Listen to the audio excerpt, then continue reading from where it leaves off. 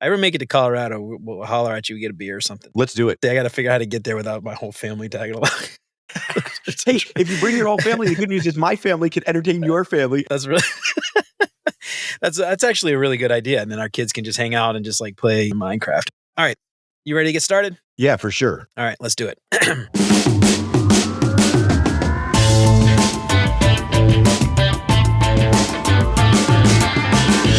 What's up, UX fam? How's your mom and them? Welcome to another episode of Beyond UX Design. I'm Jeremy.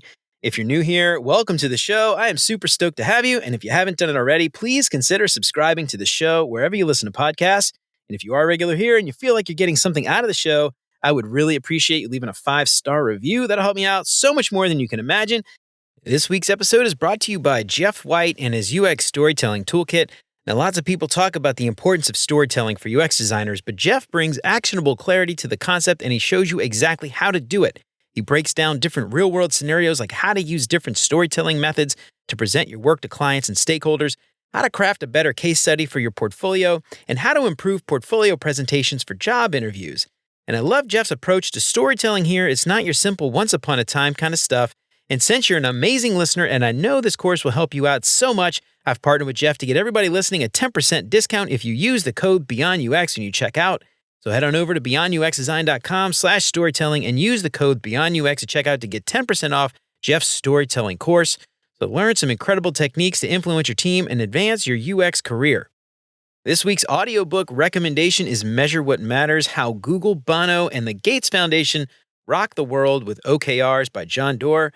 Measure What Matters presents a comprehensive look at the Objectives and Key Results Method, OKRs, if you never heard that, which is a goal-setting framework that's been instrumental in the success of organizations like Google and the Gates Foundation, and apparently Bono too. The book emphasizes the importance of setting ambitious goals, objectives, and pairing them with concrete measurable actions, key results.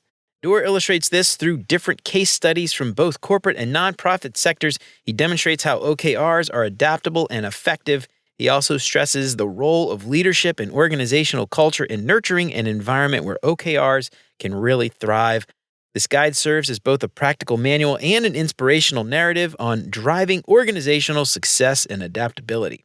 So head on over to beyonduxdesign.com/audible trial to start your free trial and download Measure What Matters completely free and help the show in the process. And as always, thanks so much to Chris, Siraquan, Stacy, Radu, Megan, Andrew, John, Mark, and Kevin for all their support. And if you want to join those fine folks and help keep the show independent and ad-free, you can become a patron for as little as $3 a month. That's less than $1 an episode. And if you do that, you'll get some sweet perks for your support. And of course, if you think this show is worth sharing, then I would love it if you told some friends. So I've got a guest today, Dr. Ari Zelmanow. He is a UX researcher, actually not just a UX researcher, a market researcher, an insight gatherer, a former detective turned researcher. And if you've been on LinkedIn for any amount of time and you're even remotely interested in research, if you haven't come across Dr. Ari, I don't know what you're doing. You're not following the right people, obviously. But Dr. Ari, he's a retired police detective. Dr. Ari now investigates human behavior related to shopping, buying, and digital products. With leadership roles at Twitter, Panasonic, and now Twilio, he's on a mission to redefine the role of researchers in business. Through his influential researcher program, Dr. Ari equips researchers with the skills to collect evidence like a detective, report insights like a news anchor, and broker outcomes like a hostage negotiator. I love that so much, man. That's such a great... And he's turning researchers into recession-resistant consultants who earn the money and respect they deserve. Dr. Ari, welcome to Beyond UX Design. I am so excited to have you on. How's it going? It's great. And Jeremy, thanks for having me. I'm really excited to be here. I'm a super fan of yours also. Get out of here. Yeah, you're just saying that. No, I don't believe it. No, I'm kidding. Thank you so much. I really appreciate it. Yeah, Dr. Ari, man, you are just an amazing person to follow on LinkedIn. And I don't know how I came across you. I think it was from probably Dr. Nick or somebody like that.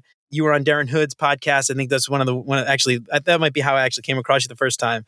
But I love hearing you talk about UX research and research in general. It's such a breath of fresh air hearing your insights and how, often a lot of these research teams out there today are really just going through the motions, trying to get people to let them do one specific thing or another.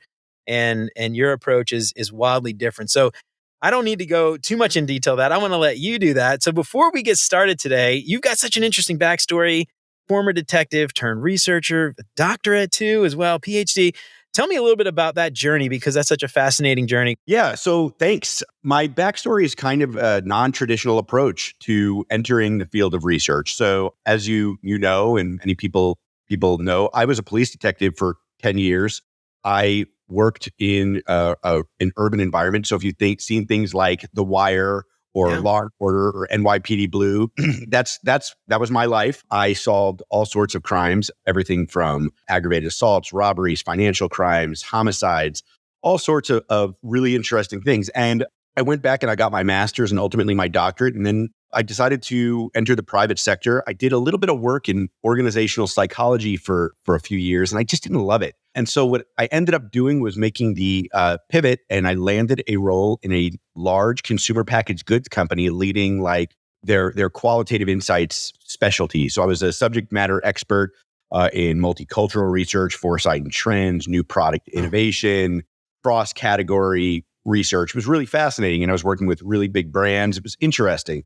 But in that time, I got bit by the tech bug and I got lucky enough to get scooped up by Twitter while it still had the Bluebird icon. And I got to build their first research team for their data business. So 0 to 1, I got to really focus on, I helped hire their first UX designer. I helped build that team or that practice. And then ultimately from there, it was off to the races. From there, I built an analytics research and insights team for Panasonic. I had a short stint at Indeed. I built an amazing insights team at a company called Quantive, which was a scale up. And then now today at Twilio. And so what I found was really cool about all that is that my experience spans like the startup scale up space all the way through like legacy Fortune 150 companies. So I have a very expansive view of insights. I love it. Yeah. So I'm curious because that approach, that detective approach, I've often heard UX, or just really software discovery described as a treasure hunt. I've heard it in different circles as a detective hunting for, criminals and stuff. I'm curious, like, was that something that you really noticed early on? Was this is very similar to the way I would approach a criminal case in some way? Was that something you realized early on? It's interesting you say that because I think that has been in my ethos for a long time, right? It's why you became a detective in the first place, right? Like, yeah. If I look back on my life, like I wanted to be a police officer since I was like a little kid. Like I grew up on those shows like Hill Street Blues and like watching movies like Serpico. And like I grew up wanting that. And so when I ultimately left that world, I think I was still hungering for that. And I don't think any other job would have like made me as happy as being able to investigate. And so I don't know that I recognized it right away, but I do now that investigating things and putting together cases and building a story, it's my passion. It's what I love. And it's really fascinating because the work that we do, it's so profoundly similar. It's high stakes. You're having to build a case. You're uncertain. You have to make decisions. You have to move things forward. All of that translates really well across. And so I think that researchers, new designers, people who are doing that type of work can look to that and understand that it's okay to build a body of evidence, but it's also okay to be wrong. And it's okay to adjust your level of certainty to that. So in the criminal justice system, it's proof beyond a reasonable doubt. It's not proof beyond no doubt. So carry that over into your work. Like, hey, what level of certainty do we need to actually move a product forward, move a marketing campaign forward, and then test, iterate, evolve? So let me ask you this: like, when you think about the way that research is often done today, and taking that approach that we're talking about here from the perspective of a detective, how do you see these two things as being different? The way people are doing it, or you've observed them tending to do it, versus this approach that you're trying to take. People out there are listening, and they're on a research team right now. What might they expect in their current process? Are there some traits you can identify that says like, oh wait, this isn't right? That's a really good question. And so what I would say is that research has been doing it, I don't want to say wrong. I think that we haven't been doing it right. Exactly. And what I mean by that is this. Research has traditionally followed an academic model where you have like, okay, I'm going to go out. I've got these research questions or objectives. I'm going to put together a plan. That plan is going to have a methodology. The methodology, maybe we look back in our repository and do a lit review. And then we conduct the study, then we do an analysis, and we read it out. That's a very academic thing. And it ends in the same way. Academics publish in journals, researchers publish decks, and publication is the goal. That's the goal. And the problem became that researchers, they were optimizing for the publication of decks. And so decks don't drive things forward. Okay. Decks are just an inert group of data, just like journals don't drive things forward. Conversely, the way I suggest doing research is building upon a body of evidence. It's abductive reasoning. It's, okay, what do we know today that we didn't know yesterday? Okay, what do we know tomorrow that we didn't know today? And continuing to build on that.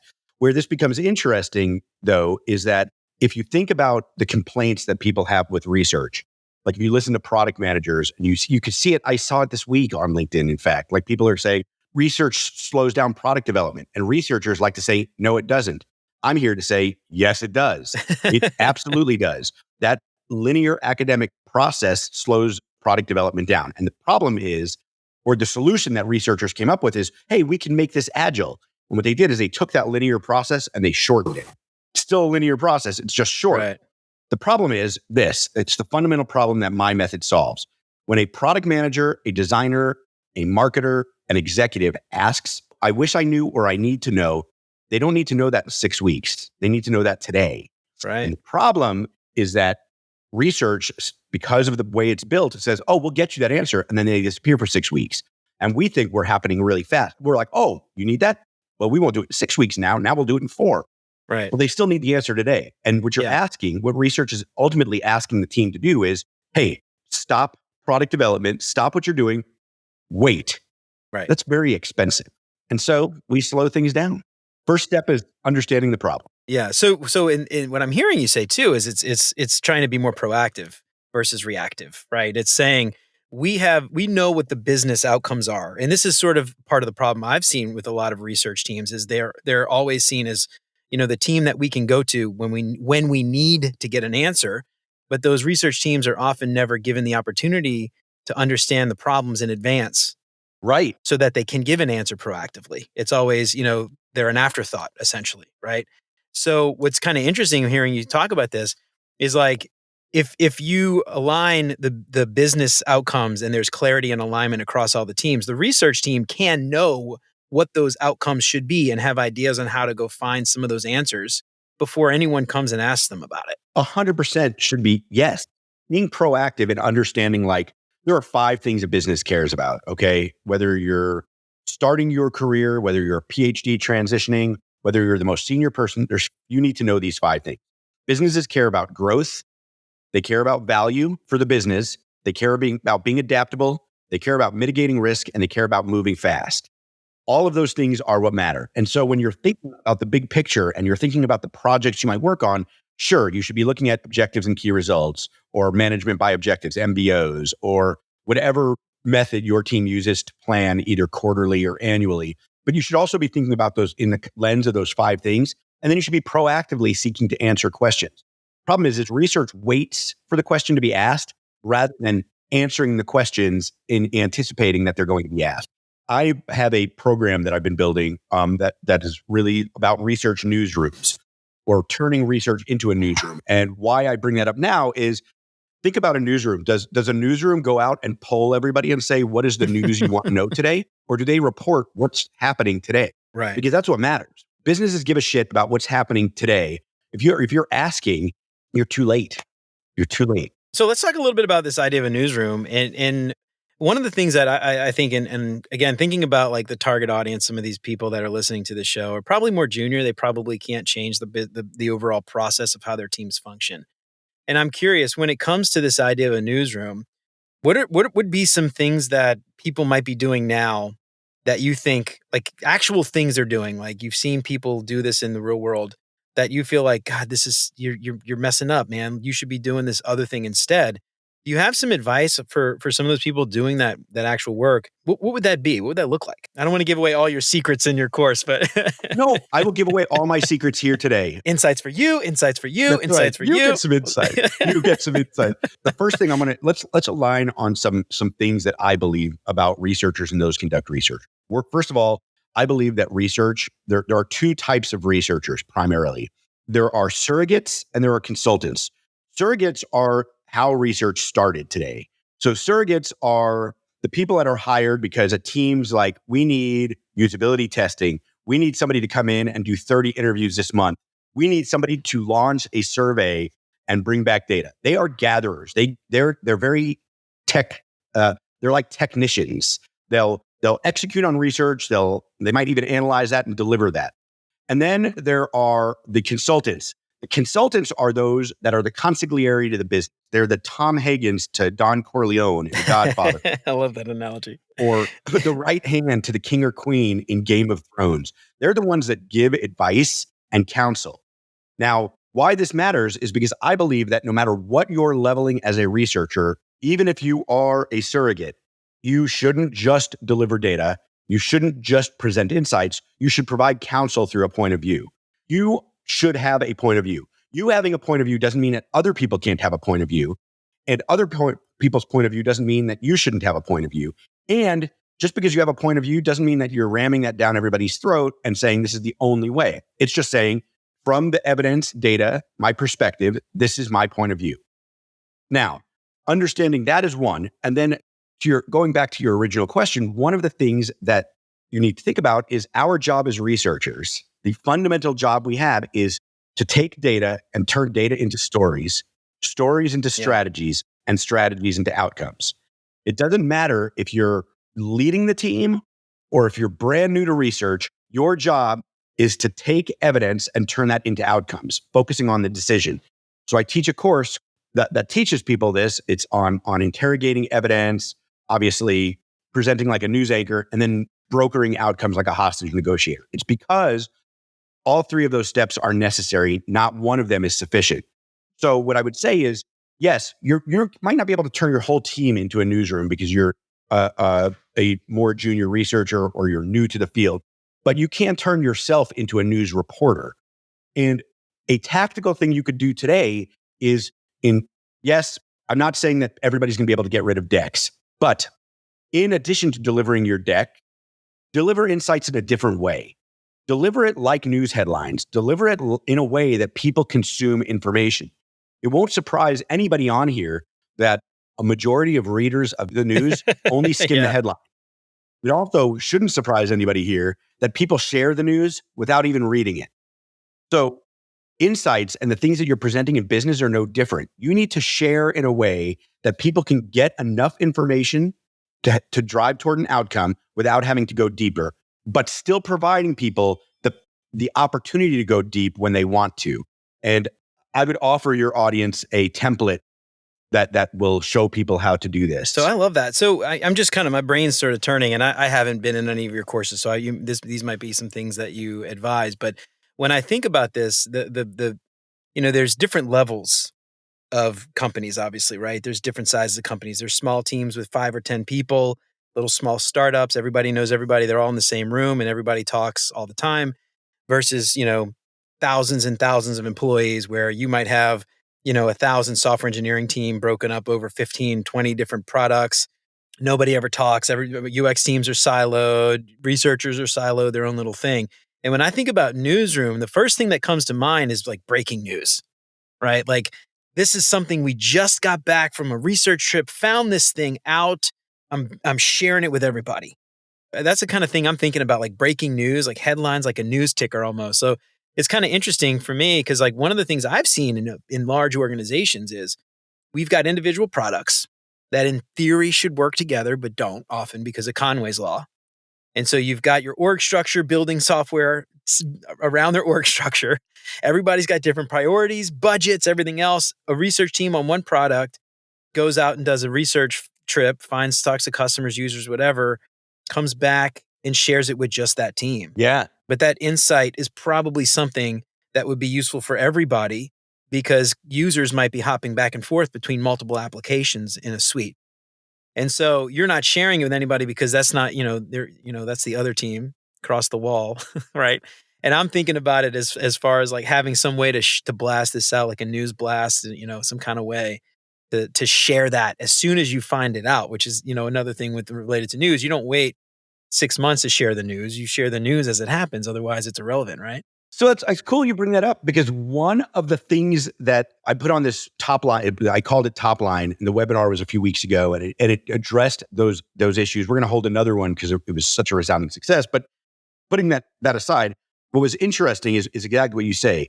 My team now works in what we call news cycles. So a news cycle is anywhere between 2 and 4 weeks where we're reporting headline news that's relevant to the business today. We're sharing news from across the business. So from customer success, from the sales teams, from UX, from product analytics, from all of these areas. Those are sources. We're gathering data, evidence, information. We know what's important to the business because we're linked to the business outcomes, and we're linked to the different product outcomes because, like you mentioned, what might be, there's a lot of these siloed issues, and then we're reporting them out. And now it breaks the silos. The main objection to that is like, well, what about rigor, or what about like the strength of evidence? And what I would say is we work with that by offering a level of certainty. So a level of certainty allows a researcher or somebody who conducts research to say, this is the headline, it's breaking news, we'll get you more information, but this is what we're seeing today. And it's relevant because it's happening today. So like now, remember what I said, product development and everybody's slowed down by research. Well, they're not slowed down by research anymore because we're delivering the news that is relevant today across the business. It's rapid, rigorous, and relevant. And because of the way that operates, it does that. And then these reports, what's really cool is, I guess the analogy that I would tell people to think about this as is, let's say you had to dig a hole, right? You have 2 methods to dig this hole, but either one is going to take the same amount of time. It's just 2 different ways of doing it. Research has historically used a backhoe to dig the hole. They'll do that linear thing, they dig one scoop and they deliver it at the end. What the research newsroom offers is we use a shovel approach. We dig the same depth of hole, but we're reporting insights as we're going. Where that's uncomfortable is people think, well, people are going to action on the things we're delivering right away. I need somebody to convince me that that's wrong. Because what ends up happening is you start out by aiming at the broad side of a barn, but by the end, you're able to hit a bullseye, but you're able to narrow in on that bullseye over time. You're getting to the same place. You're just helping the team continue to move while you're getting there. So one of the things you posted on LinkedIn a couple of days ago was about the idea that often researchers will completely reject any kind of evidence coming in from outside of the research team. And in what I think what you had mentioned specifically was we shouldn't reject it, but we should weight it, right? And so I'm hearing again more parallels here, where a reporter would hear something from a source, maybe an anonymous source. They have to go track that down to validate it first. That's very different from getting a direct quote from the president of the United States about something, right? Totally. The way that you talk about the research findings, you're not going to go put a headline out and write an article as if your anonymous source somewhere was the president, right? Giving that same quote. Exactly. You're gonna talk about that and say anonymous source, blah blah blah. That we're still investigating. We can't confirm it, blah blah blah. We got 3 people. Because it's interesting when we go, we have a very similar problem where I work, where we have a lot of sales teams. We have a lot of customer teams that are not part of the software team at all, but they're support staff essentially to help, with technical problems. And they are constantly going out doing quote unquote voice of customer VOC, and they'll expect that to turn into software features or something over time, and who knows how those conversations actually went. When we hear, one such and such customer asked for a feature, go build it, that's very different from 15 different customers all said the same thing. We think we need this feature. What I've also found is, like, again, going back to relationships, because for me, again, this is something I say all the time, is you can't build great software without great relationships. And often to build trust or to build relationships, you need to build trust. And you can't build trust if you never deliver something. Right. And so in this case, what you're showing is that you care about other things other than my own stuff. I care about the business. I care about what the business team cares about. I care about what the CEO cares about, the sales team care about.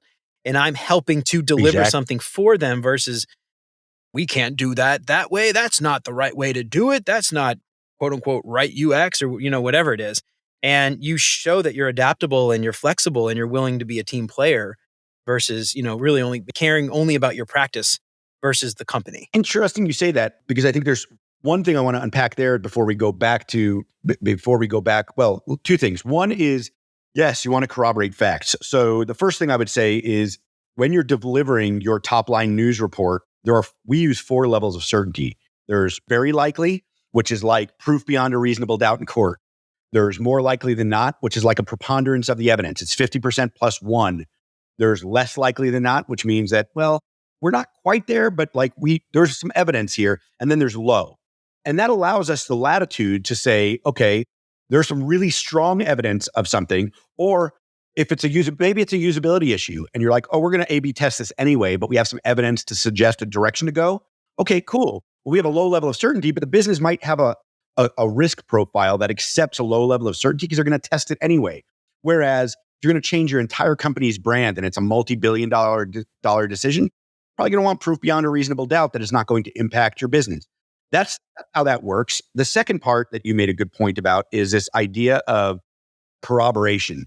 So yeah, we don't go to print unless we've corroborated things with multiple sources. So what we do is my team always starts now, not with primary research.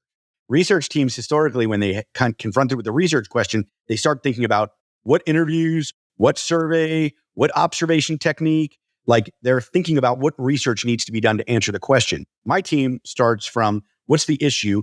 What facts, evidence, data are readily available today that we can start building the case for background context? And then we fill in the gaps with primary research. So we're able to move at a much faster speed because we're not setting up research plans, and the research plans that we do, we optimize for over time. Now, sure, people could say, well, what about long, big structured surveys that could take, it's going to take a while to field it, a while to analyze it. Okay, there are things like that where you can still be reporting on the context, the top line stuff. The point is that you're reporting news all the time, every 3 weeks. You're staying ubiquitous. You're maintaining that relationship, like you said. The other really important part that I want to do. So in my course, as you've talked about, we broker outcomes like a hostage negotiator. When you think about negotiated outcomes, like what you're talking about, it was really interesting. If I was selling a car and I wanted $20,000 and somebody came in and they wanted to buy my car for $10,000, one of us is not going to get what we want, right? It's somewhere in the middle that we're negotiating against each other to somewhere in the middle. In business, in the area that you're talking about, we're not on opposite sides of the table. We are actually both on the same side of the table because we both want growth, value, adaptability, risk, speed for the business. We want whatever is best for the business. So that kind of negotiation is very different because at that point, you're now not negotiating based upon like what's best for me and not best for you. We're just saying, we know this is best for us. What is the best way to get there? And agreeing that like part of having a point of view is saying like, is introducing things that other people might not think about so that we can all make better progress. Having a point of view doesn't mean that like the business is going to listen to me every time. It also means that the business isn't going to dismiss me every time. And it does mean that like, it's okay to have a point of view, have the business choose to do something else. And it's still my job to help the business be successful, even if it's counter to my point of view. But it is my job to present the facts, whether they like them or not. Yeah, and something that's interesting too, I've seen in working in, this is, I don't know, maybe this is every company, most companies, I have no idea. But working in big, giant corporations, I can't tell you how many times I've had people worried that UX research would piss someone off. And I'm just like, if it does, wouldn't that just be like lighting a fire under the ass to change, to do something different? I mean, like that idea, I don't know where that comes from. I think that just comes from like this corporate mentality of wanting to appease the leadership team. But it's crazy to me how often I see that. And this is kind of, I guess, kind of off topic, but it's just one of those things. Like I see it all the time, and you're right. Like you cannot be worried that you're going to piss someone off. If you're going to piss someone off, like hopefully, like I would use that as momentum to like encourage change, to do something different, to to not keep the status quo, because obviously it's bad enough to piss someone off. If you're an advisor, if you're a consigliere, a trusted advisor to the business, why would you be worried about pissing them off? What I report, my point of view, my fact, my insights, those are not, we don't need to treat them like our babies. It's okay to kill your darlings, like Stephen King would say. Like it's okay to have an idea and then learn new things. Goes back to what you asked about my detective background.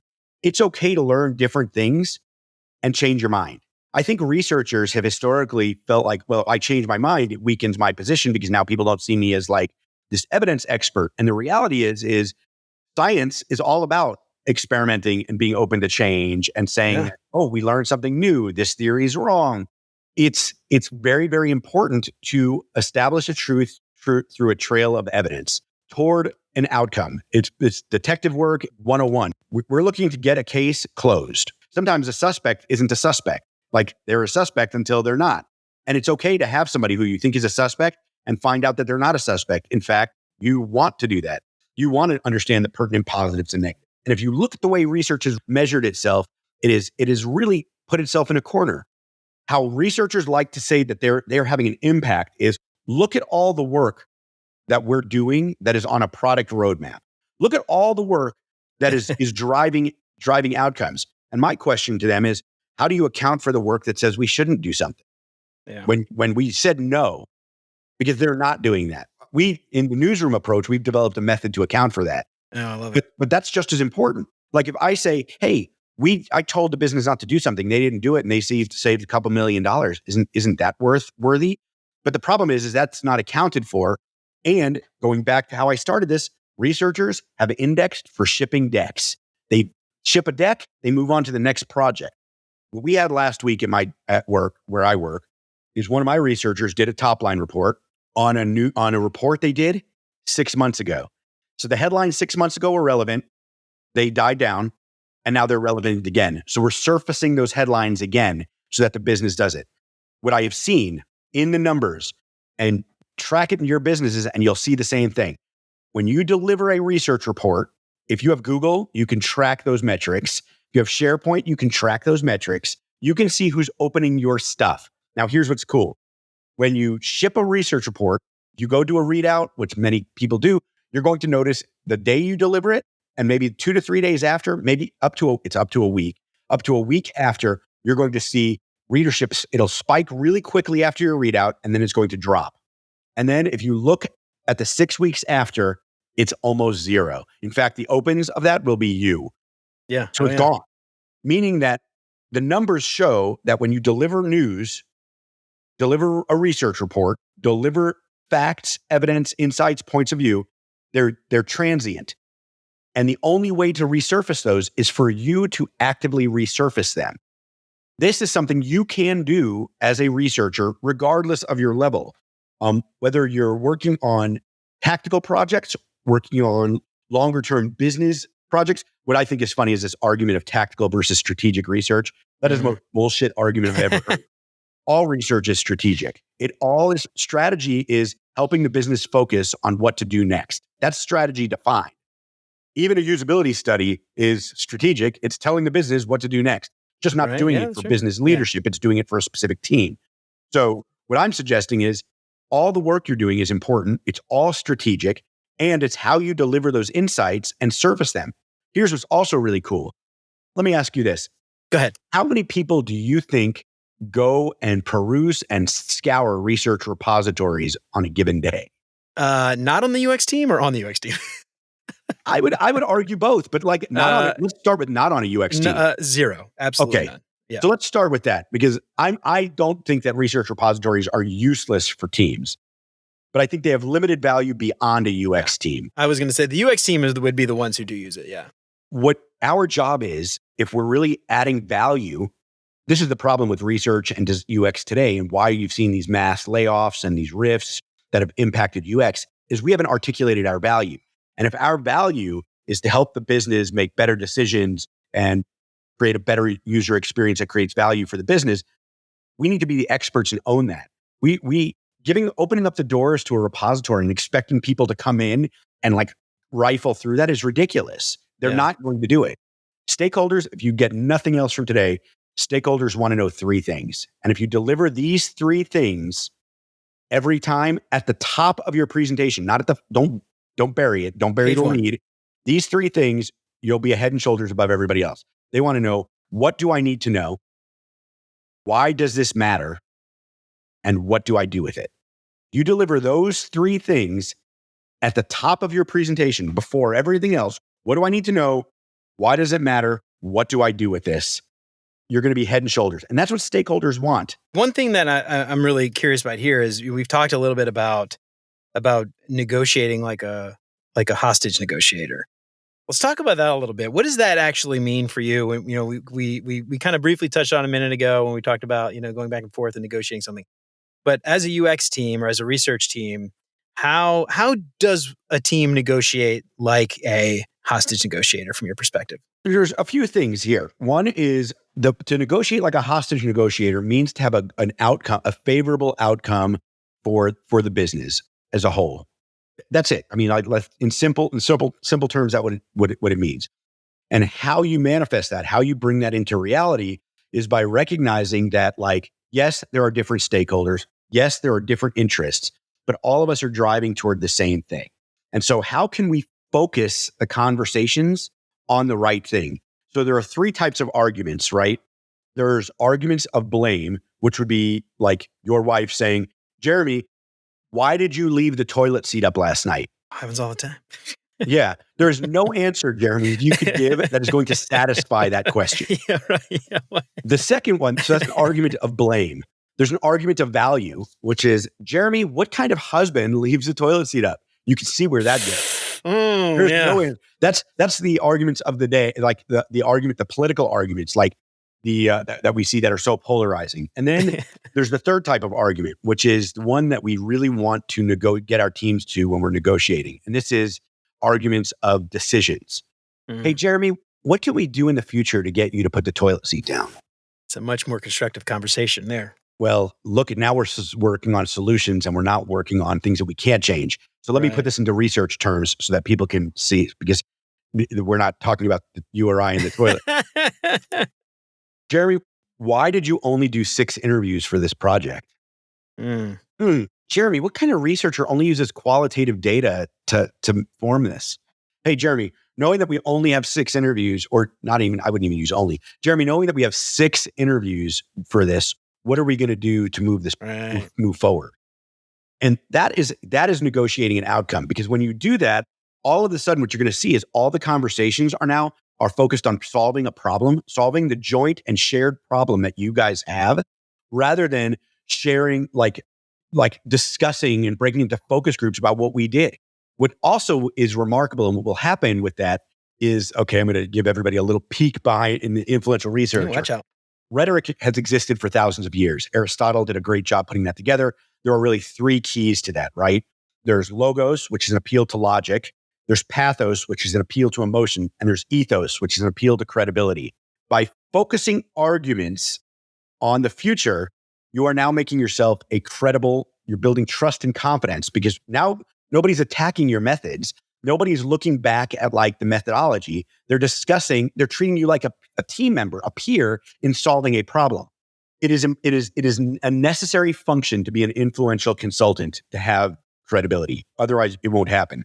So with all of that said, by doing that, you are going to be able to focus on the outcomes that matter for the business. And what's remarkable about that is you'll see as soon as you start doing this, that teams will start talking about your insights, not in terms of what happened or how we got to where we are, but what we're going to do with that. And that could include like, hey, Ari, we really need a higher level of certainty before we can ship this decision. Like we're a little worried that there'll be some loss associated with this. But notice, we're still talking about like the future. We're not talking about that. You look at traditional research deck in any business, it's going to start the same way. It's going to be some sort of title slide, right? Title slide is going to have it's probably not even be a good headline. A good headline is 3 to 10 word, be exciting. In fact, I'm writing a lead magnet today about this. That's how do you write a clickbaity type headline for your, right. I'll have that out. I will have that out today. I'll share it with you. So headline, right? So they'll put some slide. There'll be some kind of snooze fest. Second slide will probably be like the objective of the research. And then there'll be like a third slide or maybe on that slide, there'll be research objectives, questions. Then there's going to be something on methodology. Then there's probably going to be something on how we sampled, like justifying how we're sampling things. And then by slide 5 or 6 or 7, one of those, you're finally going to get to something called recommendations. Maybe if they've done it that way. But do you see what just happened there? In the first 5 slides, we've put the argument, we focused the discussion on how we got to where we are rather than where are we going. called Burying the Lead, my course. And what I would tell you is flip that. Your title slide should be some kind of catchy, cool headline, 3 to 10 words, clear, compelling, catches you, makes you want to read. The next slide should be, what's your point of view? What are you saying? Tell me answer those 3 questions. What is this? Why does it matter? What do I do next? Then after that, do whatever you want to do. What's kind of interesting here too, and this is something I'm curious what you have to say about this, but what I've found is a lot of times, and not every, I don't want to say every researcher's like this, but researchers, especially the ones that have a lot of education, doctors, I've worked with several doctors that have been, PhDs in psychology or various things like that. And they are very academic. And when they approach the research, they're very rigorous and they do a wonderful job conducting the research, facilitating conversations, gathering insights. But they're not the same people who are very good at talking about the next steps, what to do with it. And so a lot of those researchers, what I've seen, just like you said, is they'll put together the decks for other researchers to prove that the research was accurate, but they're not putting it together for the stakeholders to make a decision often, No. And so those people who are really smart, really brilliant people are not maybe always the same people who should be delivering. Maybe there's somebody on the team who's really great at telling stories or maybe a little more extroverted who's more engaging perhaps. I don't know, maybe. But, that's the kind of thing I'm wondering what your perspective there. What if the researchers aren't always the ones who should be delivering the insights at the end of the presentation? What if it's another team entirely that just work with the research team to understand the gist of it and then put together the communication about the research? I'm wondering if you've ever thought about that. That's something that has crossed your mind. 100%. So what we do is you can have readouts and you can have decks. You need to operate within the culture and the way your business works. But we deliver top line news reports. Those are no more than 6-page documents that have points of view, insights, and facts with a level of certainty with exactly what I just said. What it is, why it matters, what do you do next? That's the whole document. Why we deliver those ahead of time or in advance is it's simple.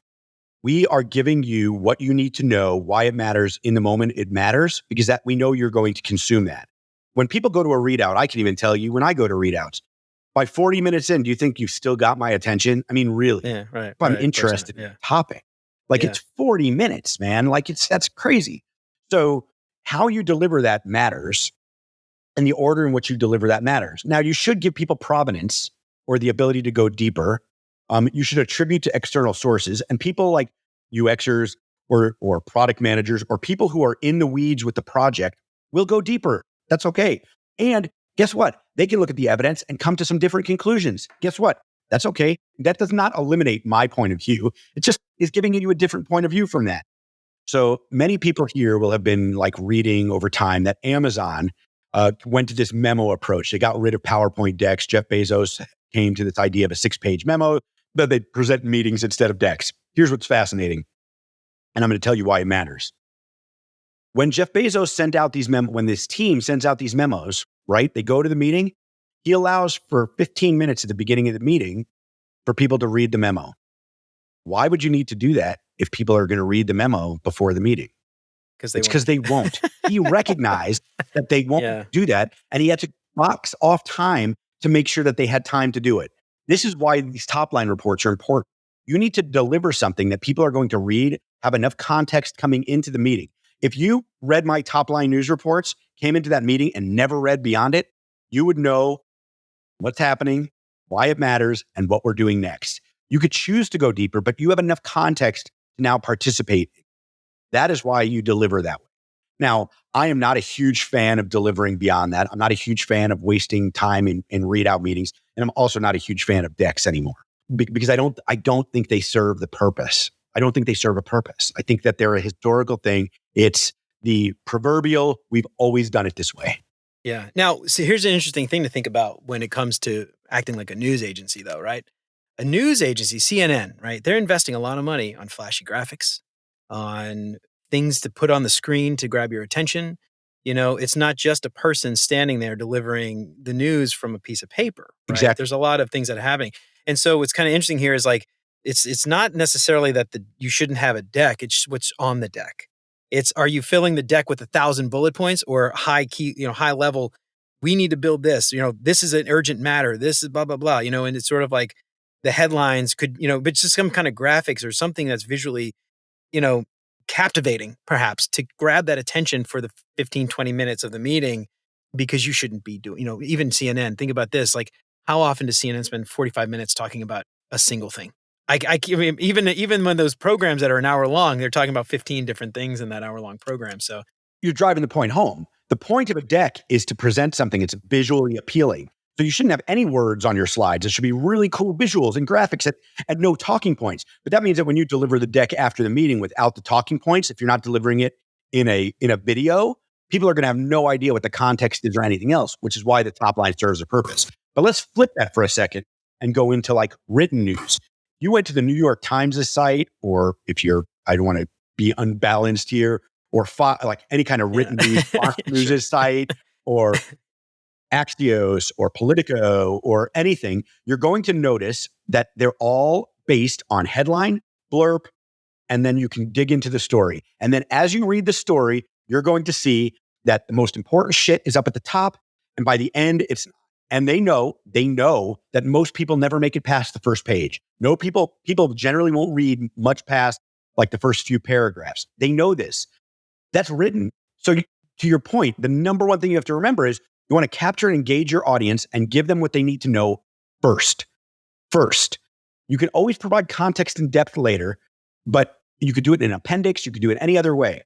When you're doing a readout, it's the same thing though. And I would tell you also, don't bury the lead. Like in your readout, say, don't come in and be like, okay, thanks for coming today. Say, okay, here's what you need to know. Here's what matters. Here's what we're doing next. Yeah. Let me provide some context and color behind how we got here. Now, you're now telling the story, but you're starting from where you hit. There are people that'll say, well, you need to justify or show context or stuff first. And I don't agree. I think when you and I were in a courtroom, going back to my detective example, you're not going to do your opening statements with okay, today I'm going to share with you some context about this. Yeah. You're going to say, no, Bob the burglar is guilty of burglary. I'm going to walk you through how we got here. But when you see the facts, you will be left with no other conclusion other than that Bob is the burglar and he stole the victim's property.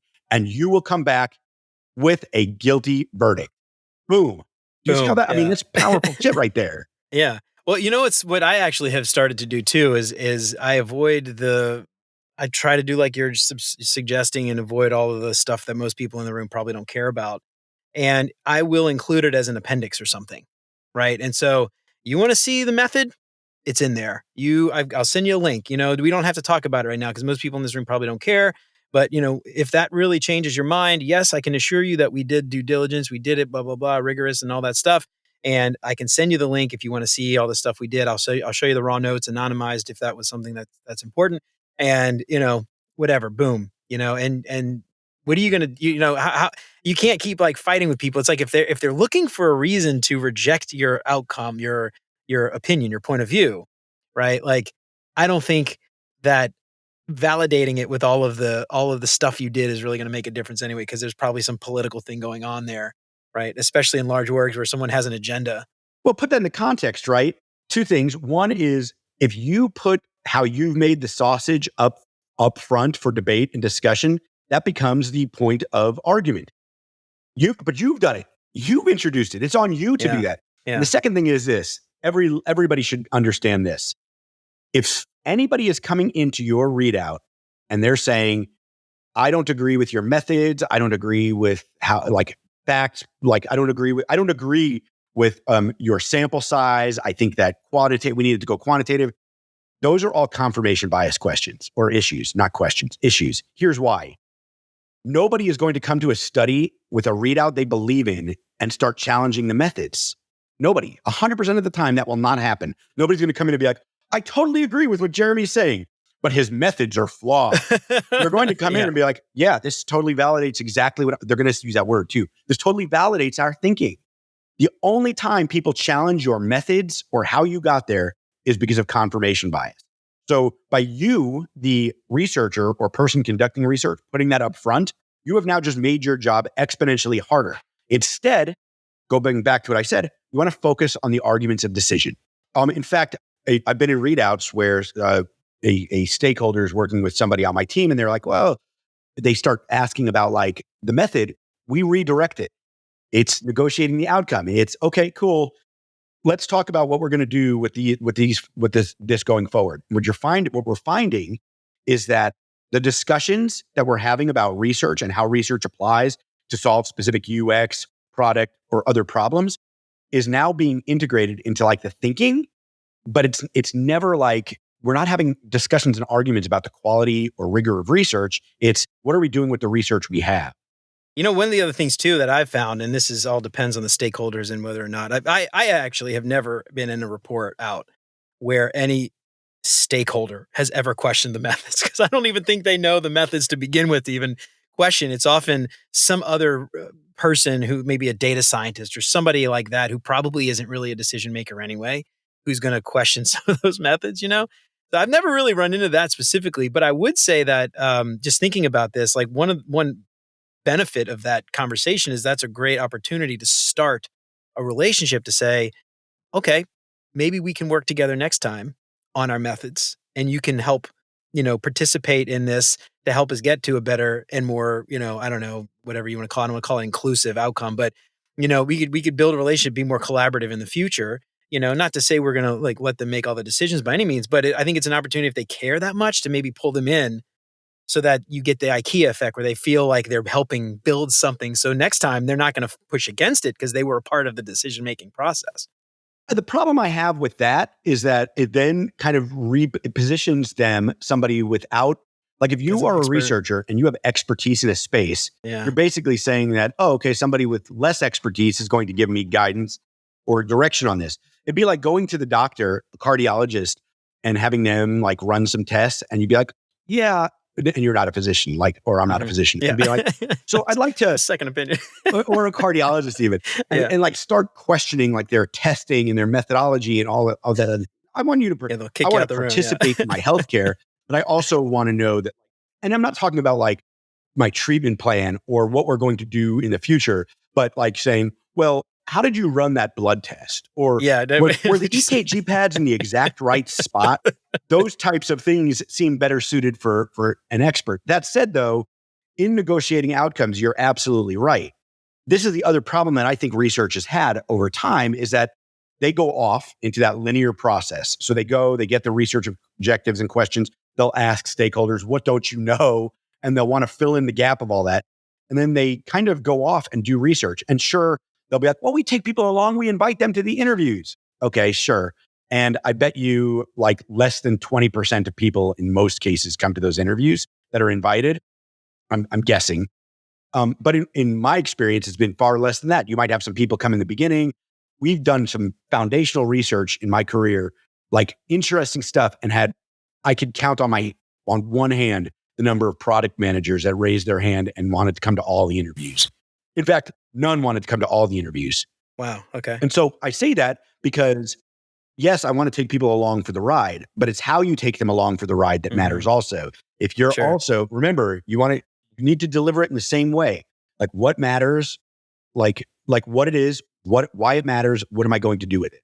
Like, and you want to frame those things with that. Like, this is where, like AI and these things can become interesting is because maybe you take transcripts and you compile those into headlines so that product managers can come along for the ride, but they only want what they really want from the interview is, what are the headlines? Give me the headlines of the interview. Tell me what I need to know. They're going to watch it at 1.5 speed anyway. They're really not going to be engaged. They're probably going to be watching Slack. They're not going to like be engaged. It's not like checking emails, when I was a detective and we're watching somebody else interview, that we're watching the entire interview because we're interested in the body language. We're interested in the words that are said, because even small word choices can make a difference between getting a confession and not getting a confession. That is not the way most people watch interviews. Yeah, that's a really great point. So all that actually leads into the next thing I wanted to talk about, which is difficult stakeholders, because everybody at some point in their career is going to deal with some stakeholder who wants to be involved and obviously has less experience being a researcher, but still wants to throw their weight around. And I'm curious, from your perspective, all the things that we're talking about today, do you have any advice for people who are dealing with pushy stakeholders, difficult stakeholders who don't pay attention, stakeholders who don't listen, stakeholders who ignore advice or go against advice or don't give the time. Probably talk for hours about just this topic. Right. In a few minutes, is there any advice that you'd give for some teams who are dealing with those types of folks? Well, I think remembering that like we probably all want the same thing, right? We want growth, value, adaptability, risk, speed. I think research, UX design, different groups should be positioning themselves as partners and experts rather than as service providers. So think about this. There's two, I told you about the two types of consultants. There's the surrogates and the consultants, but let's use that example again, but I'm going to change the names a little bit. There's Bob the Bagel Guy and Michelle the McKinsey consultant. Bob the Bagel Guy, the only thing that somebody's asking Bob about is what the bagels are. And they just want Bob to deliver bagels. They're not going to say, hey, Bob, what do you think we should do for a customer acquisition? Just deliver me a sesame bagel. Hey, Bob, what's good today in the bagel world? They're not going to be like, hey, Bob, tell me about this. Michelle, the McKinsey consultant, Michelle comes in, they're going to be like, hey, we're having some trouble with churn or customer acquisition or some growth issues. And they're going to listen to Michelle. We want to be Michelle, the McKinsey consultant. We want to be seen as the consultant, not as the delivery person. If you're seen as the person who's just delivering pretty UX pictures and research decks, you're never going to be seen as a partner. And some product managers, some marketers, some executives, if they see us as these delivery people, these surrogates, we need to kind of work to change that. And the only way to change that isn't to ask, if you go to them, like think about if you were a boss, right? If you had somebody come to you and say, hey, what do I do today? Well, that all of a sudden, tell you exactly what to do. Yeah, I'm now great. Yeah. But if you had somebody come to you and say, hey, boss, or hey, Jeremy, today I'm going to do X because of Y, and I expect outcome Z. Are you good with that? Then you could be like, okay, this person started through, they know how to do that. We need to show up the same way. Like instead of asking product or UX, if you're a UX researcher or marketing or somebody else, what we should do or what's next on the roadmap, like we need to be proactive and do. So the principle I call this is ask for feedback, not permission. So I don't want people asking for permission to move things forward. Ask for feedback. So that's a positioning thing. The second thing is understanding that some stakeholders are just going to be assholes, and that's just the way it is. And not everybody's going to listen to us. Not everybody's going to engage with us, and not everybody is going to be easy to work with. And sometimes you just have to work with difficult people. I think that, like you said, this could be like we could spend hours dealing with difficult personalities. But I think it's important to remember that if you're delivering the news, if you're delivering things that business values or that other stakeholders value, even the stakeholders that are difficult are going to have a hard time not paying attention, because now you're making the news ubiquitous to the business. And so when it's disregarded and ignored, their bosses see that they're ignoring insights. Their bosses see that they're not engaging. You're going to have all types, though, and this is why it's so important. Delivering insights doesn't happen on the day you deliver insights. It happens on the months before, in building the relationships, in getting to know people, in spending just 15 minutes having coffee with somebody, or if you're over Zoom, have coffee with somebody over Zoom. And even better, talk to them about something that has nothing to do with for example, if you and I were if I was going to jump on a call with you, the first thing I'd ask is, hey, is that a Lego VW up on your shelf? It is, yeah. Okay, cool. Look, Yeah, there's something in common. Exactly. I have a Lego guitar. Yeah, there you go. So or a Lego typewriter. I do that too. And so we'd have something to talk about. Yeah. Look, it's really cool because you could totally be talk about things that they find interesting, and then you find intersections, and those intersections will lead to building relationships, not transactional relationships. Yes, because when you're trying to transact, that relationship is very different. Absolutely. I will say this till the day I die. You cannot build great software without great relationships. And you can't build great relationships if you aren't having one-on-ones with those people, if you aren't trying to actually empathize with them. And this is, again, something I actually talked with Tom Griever a couple of weeks ago about this, author of Articulating Design Decisions. And one of the things he actually suggested, and this is really smart, was changing how we talk about other people. Instead of saying we're fighting for what we believe in, or we're pushing back, or what, it's a very not violent, but it's like a defensive way to talk about it instead of saying like we're working together to find a solution. We're, coming together. There's some agreements or disagreements, but we're working to find this thing or we're trying to find a path forward. It implies that we're not fighting. It's like there's always this othering in software where it's this team versus that team and that team versus this team. And you end up with that in-group, out-group bias where, these stupid stakeholders, they never, they're all so dumb. And like when you get to the point where you're building rapport, you're building trust, you're building relationships, you understand where they're coming from, and so you're not coming in and saying, we have to do this thing. It's going to take us 6 months. And if you don't like it, you're just like a bad software builder and blah, blah, blah. But you start to understand like, oh, there's a constraint. There's something, there's some business driving, there's some thing driving him him or her to make that decision. Right. And I'm going to be a team player and play ball and help them, and exactly like you're saying, we're always seen as being slow, but here we are. They know that I'm working with them together and we're all on the same team, and so it's hard to do that when you don't spend the first 5 minutes of every meeting just like talking about nothing and just spending time to get to know them a little bit better. I agree. And just go straight into those meetings and just dive right into business. And you don't get to know people that way. So the one-on-ones too, that's a big one. And a lot of people I think ignore that. But I was actually talking to a mentee not long ago about dealing with a difficult stakeholder. And I was like, you ever had a one-on-one with them? Like, no. Schedule some time, get to know them, find out what their kids' names are, find out what they like to do for fun and just build rapport. And that's it. And just say, what's your expectations for my role? What's my expectations for my role? What's your expectations for your role? Here's what I think and you start to build that clarity. And, you don't have to be aligned on everything, but at least you're on the same page, and it starts, like you said, months and months and months before. It absolutely does. And that's how you're able to negotiate outcomes that everybody that are shared because you're working on the same team toward the same objective. You might have a different idea of how to do it. But at that point, now you realize that when we're having discussions about what to do, that we're debating ideas and not people. And that makes a big difference.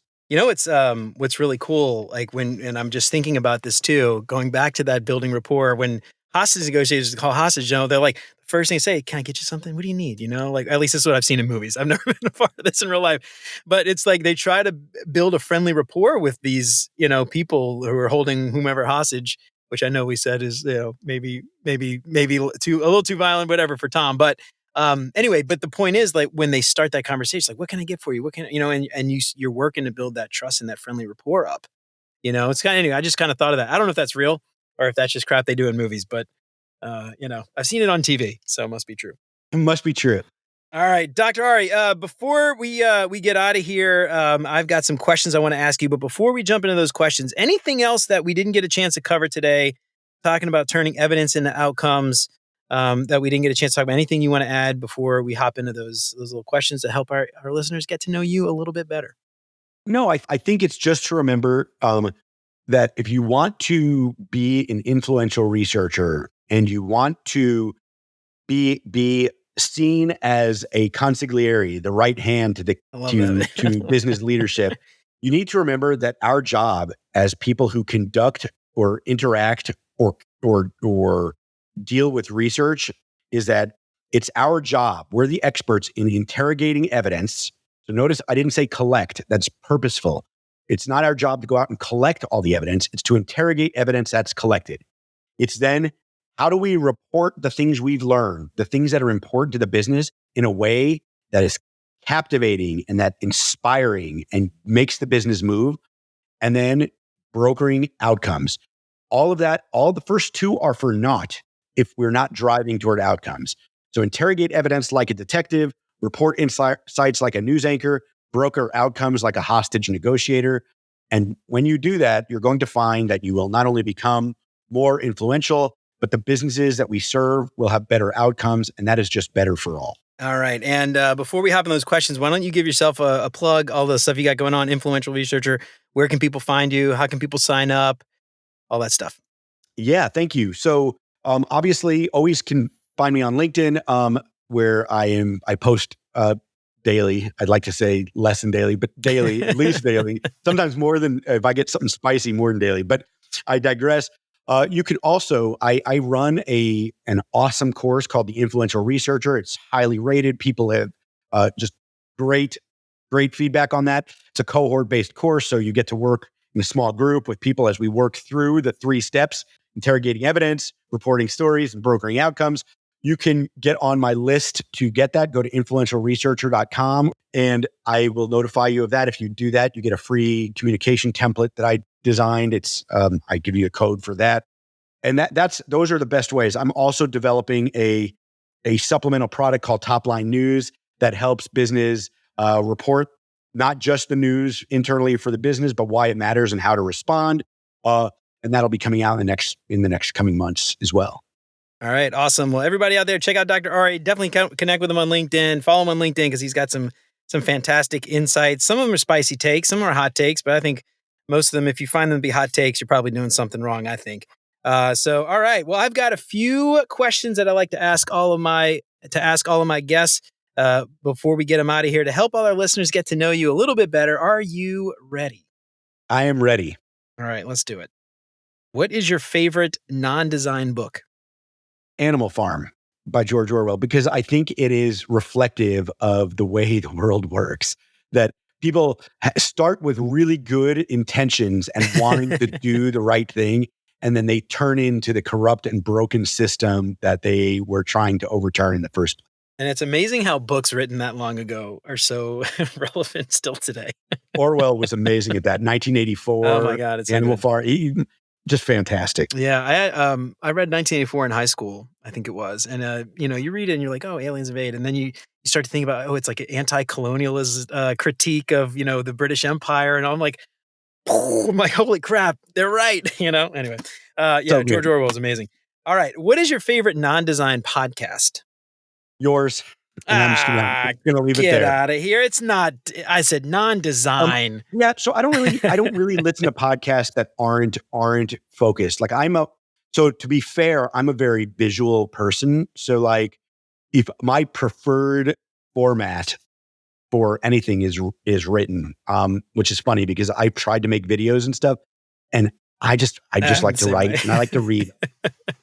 I'm the same way. I tried the video thing. I tried to do YouTube before I did this podcast actually, and I was like, this is a lot of work. So this is not easy. but to be fair, let me give you my best non-design writer. All right, Cole Schaefer okay. from Honey Copy. Okay. Is the most underrated writer I have read in modern times. Like he is just fantastic. He wrote, in fact, I'm going to give him a plug. Do it. He wrote a book on poetry called After Her. Okay. I don't like poetry, but I love his poetry. Oh, that's awesome. All right. I have to check it out. I've never heard of him. Yeah, his name is Cole Schaefer. Cole Schaefer, not to be confused with Paul Schaefer. Yeah, Paul Schaefer. Yes, I remember Paul Schaefer. Oh, we're dating ourselves. I wonder, what is he doing nowadays? For anyone out there who doesn't know, all you millennials, or I guess, no, I'm a millennial, all you Gen Zers, Gen Yers, whatever you are, that was the band leader for David Letterman. So yes, that was a dad joke. All right. What's your favorite meal? Sushi. Sushi. Any particular place? No, I'm pretty flexible. Anywhere in with raw terms, fish. it has to be good. Yeah. I mean, I someplace it's clean. Yeah, some places clean, fresh. So let me ask you this: being you're in Denver, right? I am. Where do you guys get your sushi from? Where do you get your fish from? It's tough. It is a tough. It is mountain tough. sushi. It is. I did eat. I can't remember the name. I did eat at this place in Seattle that was just that's off fresh. the chain. Like they didn't even have soy sauce on the table. They had a brush. The waiter came out with a brush. Wow. And it was traditional because what happened is, as the chef cut the fish and put it together, they didn't wait to build the big plate or tray. They cut, it came right to you because of that. Yeah. Oh, it's so delicious. In fact, I was there on business. We planned on eating there one night, and we ended up eating there all the nights. Every night. Hey, man, find what works, man. I love it. Yeah, it's funny about the landlocked states having seafood. I moved to Cincinnati from New Orleans 3 years ago, and obviously New Orleans, a lot of great seafood around there. I moved to New Orleans. I asked somebody something about like seafood, and there's this. Oh, you like seafood? There's a seafood restaurant, and I was just like, where do they get their seafood from? The guy was like, the airport. Like, okay. That makes That sense. is the truth. Oh, the That's airport. yeah, airport sushi. That's or airport fish. I will You give know. you the first runner up also for me is New York style pizza from New Ooh, York, yeah. Yeah, they got not that the Ready water. Grill. You got that water in New York. That's what it It's a is. That unique the water. bagels, the pizza, it's all fantastic. All right. What's your favorite vacation spot? That's a good question. It's changed since I have kids now, right? Like it's Oh just yeah. I don't know that I have a I heard yeah, that. but before any place where before kids, it was anywhere where we could go diving. We like to scuba dive. Oh, Now nice. it's seasonal. Like for in the winter, like I like going up to the mountains and snow skiing or snowboarding. I was snowboarding last year. I say skiing because I think I'm gonna pick up skiing again this year. I haven't done it in 20 years, so I'm gonna have to go take lessons again. But Yeah. Watch out. yeah, right. What was your favorite place to go snorkeling or diving? I got to tell you, we had my wife and I had a really great experience in Florida. Like there was a dive shop. We went out with this guide and he took us. And it was just really fantastic. There were some really great sites off of Fort Lauderdale. Oh, My nice. wife's been to all sorts of other places. I dove in Mexico. Oh, And that was beautiful. I bet. Right off of Cozumel, which was, that was fantastic. It was fantastic. Yeah, it's funny you mentioned vacation changing with kids. My wife and I, before we had kids, our favorite thing to do is like a big city, like New York, Chicago, Seattle, Yeah. whatever, and just go and just no plans, just walk around, eat whenever we wanted, stop for coffee, go shopping, go to a museum, whatever. And then we had kids, and it's like everything's got to be structured and planned, and meals have to be at the right time, and snacks, you got to bring stuff ahead. It's now our favorite place to go is anywhere where I can like lock them in an enclosed area so they can't run away, and I can just hang out and drink a beer. That's like my favorite. It could be like Cincinnati has parks where like they have bars and stuff and they have playgrounds, and so it's like, which I love, by the way. It's just a very New Orleans thing, but Cincinnati has it too. So like, you go to the bar, they go to the playground, like it's like it's like a mini vacation for me. I'm just like hanging out, drinking beer, knocking them back, and the kids can't escape, and I don't have to worry about them. That's That is my good. dream. It's my standards are much lower. I feel you. I feel you. And maybe one day that'll be different again. But right Yeah, I now don't know. it's But then I'll be so old I won't want to walk around everywhere. I'll be in like a wheelchair or something. I don't know. Anyway. All right. What's your favorite design tool that is not Figma? to be honest with you, I think I would have to go with like Notion. Ooh, I love Notion. I've been getting into Notion recently. Yeah, it just does so many different things. You could do so much with it. And so maybe not a direct design tool but does that. And it Yeah. like they've just done a really good job of continuing to keep that true. I will tell you that I'm really bitter with Airtable's move recently to like when I think about like Notion be Airtable. So like all Airtable did was push me more toward Notion. I've never used Airtable. I've heard it's got a lot of really cool things, but I love Notion. I mean, you say it's, people might say it's not a design tool, but you can build pages with it. You can build web pages with it. It's like they're not going to be fancy, sexy looking, websites, but I mean, it works and it works pretty damn good. And you can do all kinds of really cool stuff with databases and all that. So I don't know. I'm with you. I think So it's a cool site. I will tell you this because I think it's cool that you say that. My website is built on Notion. Oh, really? AriZelmanow.com is built on Notion. How do you is it take the data and database and plug it into like a CMS somehow or something? Yeah, so there really are a cool. I few had no idea you could tools do out that. there that will help take what you built and like turn them into like the web page. And so I did that, and I do that. I love it. I That absolutely is love really it. cool.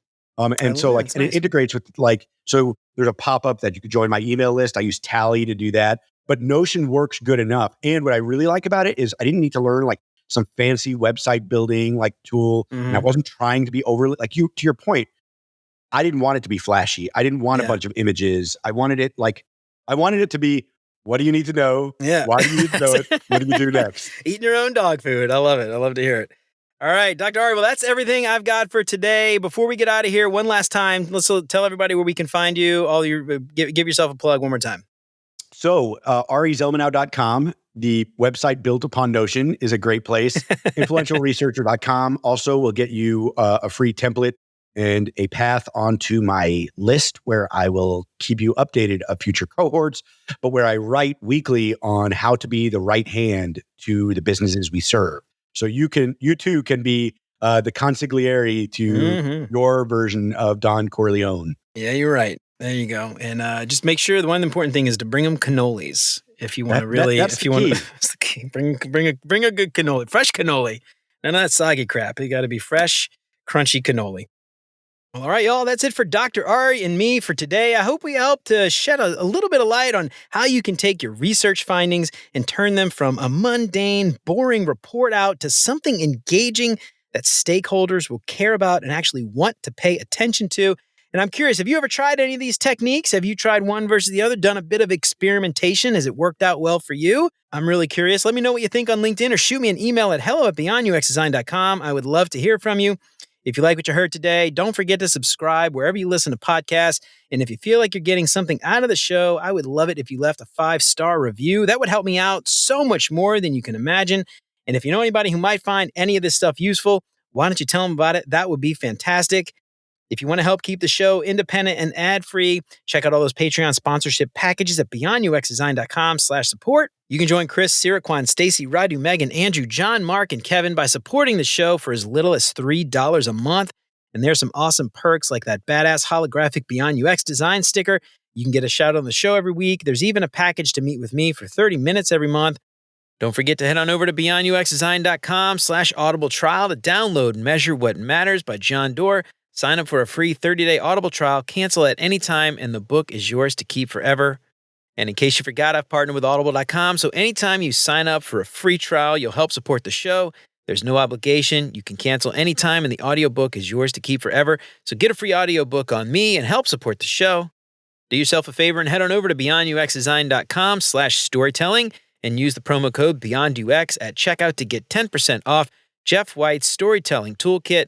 So learn some super valuable ways to influence your team and advance your UX career. Remember to sign up for the newsletter and check out all the past episodes along with all the show notes at beyonduxdesign.com. I hope you keep coming back for more great UX tips from Beyond UX Design. And until next time, remember, you're more than a designer because there's more to UX than design. I'll see you around. Take care, y'all.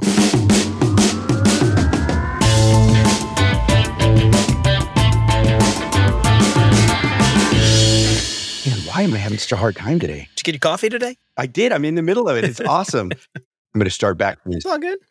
We'll fix it in post. That's the beauty of post.